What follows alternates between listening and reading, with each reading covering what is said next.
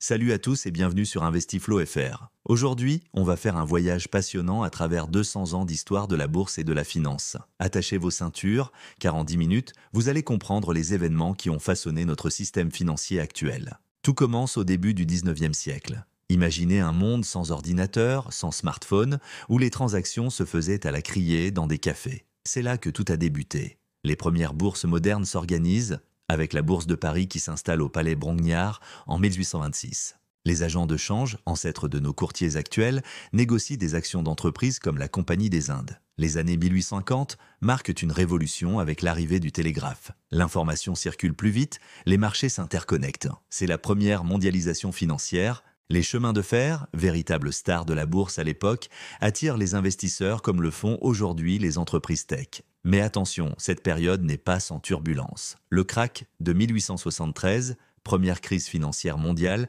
nous rappelle que les marchés peuvent être impitoyables. Les spéculations sur les chemins de fer s'effondrent, provoquant une dépression qui durera près de 20 ans. Le début du XXe siècle voit l'émergence de Wall Street comme centre financier mondial. Les années folles arrivent, portées par l'euphorie d'après-guerre. Tout le monde veut investir en bourse, même les cireurs de chaussures donnent des conseils boursiers. Ça vous rappelle quelque chose? Les crypto-influenceurs d'aujourd'hui peut-être? 1929, le crash le plus célèbre de l'histoire. Le jeudi noir, puis le mardi noir, la bourse s'effondre. Les leçons de cette crise sont encore d'actualité. Ne jamais investir avec de l'argent emprunté, diversifier ses placements, ne pas suivre aveuglément la foule.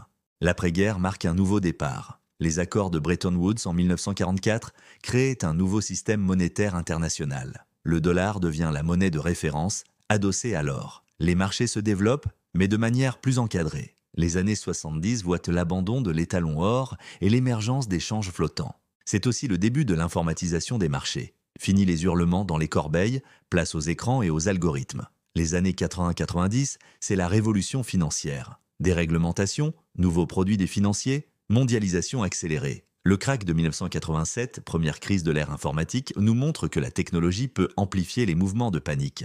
2000, l'éclatement de la bulle Internet. Les dot-com s'effondrent, rappelant que même les secteurs les plus prometteurs peuvent être surévalués. 2008, la crise des subprimes secoue le monde entier. Les produits financiers complexes montrent leur dangerosité. Et aujourd'hui, les marchés sont plus accessibles que jamais. Applications de trading, ETF, crypto-monnaies, la démocratisation de la finance est en marche. Mais n'oublions pas les leçons du passé. La prudence et la connaissance restent les meilleurs alliés de l'investisseur. Ce qui est fascinant, c'est de voir comment les mêmes schémas se répètent. L'euphorie, la peur, l'innovation qui bouleversent les règles du jeu. Comprendre cette histoire, c'est mieux appréhender les marchés d'aujourd'hui.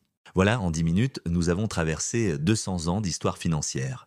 J'espère que ce voyage dans le temps vous a plu et vous a donné des clés pour mieux comprendre les marchés actuels. Si vous avez apprécié cette vidéo, n'hésitez pas à la liker et à vous abonner à Investiflow FR pour plus de contenu sur la finance et l'investissement. Activez la cloche pour ne manquer aucune vidéo. Dans les commentaires, dites-moi quelle période de l'histoire financière vous fascine le plus. Merci d'avoir regardé jusqu'au bout. On se retrouve très vite pour une nouvelle vidéo. Prenez soin de vous et de vos investissements.